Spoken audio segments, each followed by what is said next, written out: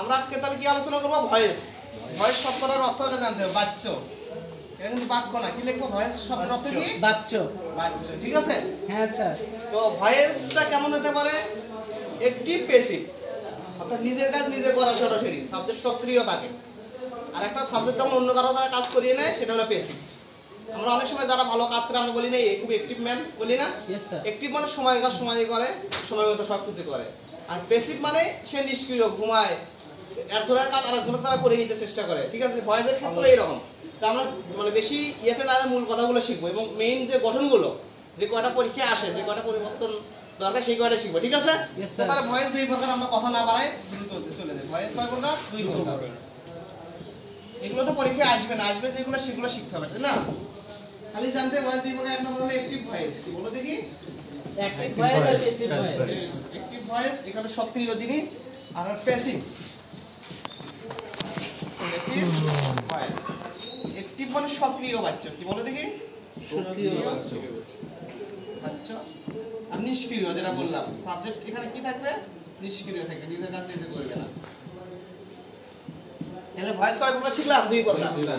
পরীক্ষা অ্যাক্টিভ থেকে প্যাসিভও করতে বলতে পারে অথবা প্যাসিভ থেকে অ্যাক্টিভও করতে বলতে পারে, ঠিক আছে? তো আমরা প্রথমে শিখবো অ্যাক্টিভ টু প্যাসিভ। কি শিখবো? অ্যাক্টিভ টু প্যাসিভ মানে অ্যাক্টিভ থেকে প্যাসিভ করব, ঠিক আছে? Yes sir.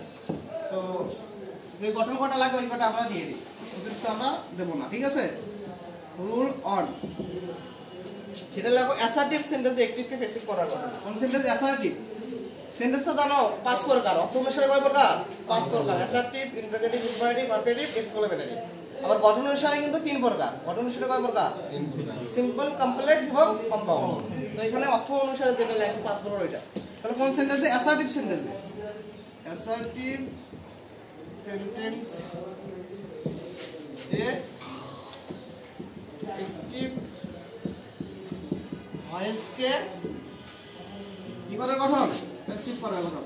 তোমরা একটু চালু করে লিখে নিবা, হ্যাঁ? প্যাসিভ করার গঠন। জাস্ট আমাদের গঠনগুলো মুখস্থ করতে হবে।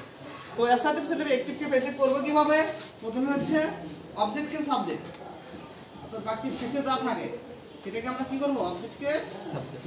তারপর অবজেক্টকে সাবজেক্ট প্লাস টেন্স অনুযায়ী অক্সিলারি ভার্ব। কি? টেন্স অনুযায়ী অক্সিলারি ভার্ব, ঠিক আছে?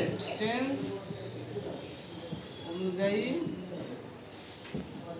অক্সিলারি। অক্সিলারি ভার্ব মানে কি? হেল্পিং ভার্ব, ঠিক আছে? অক্সিলারি ভার্ব আমি শর্টকাটে কিন্তু লিখে দিচ্ছি। দেখো, অবজেক্টকে সাবজেক্ট, টেন্স অনুযায়ী অক্সিলারি ভার্ব প্লাস মূল ভার্বের 3। ভার্বের 3 মানে কি? ভার্বের পাস্ট পার্টিসিপল ফর্ম। একটা ভার্বের কয়টা ফর্ম থাকে? তিনটা। Present form, past form, past participle. Verb 3, তারপর যে কোনো প্রিপজিশন অথবা বাই ছাড়া অন্য প্রিপজিশনও হইতে পারে, প্লাস সাবজেক্ট টু অবজেক্ট। প্রথমে যা থাকবে এটা কি করব? অবজেক্ট করব। তার মানে প্রথমে বললাম অবজেক্টকে সাবজেক্ট, বাকি শেষে যেটা হচ্ছে প্রথমে আনলাম, আর শেষে যে সাবজেক্টকে কি করে দিতে হবে? অবজেক্ট। এগুলো প্যাসিভ করার গঠন, ঠিক আছে?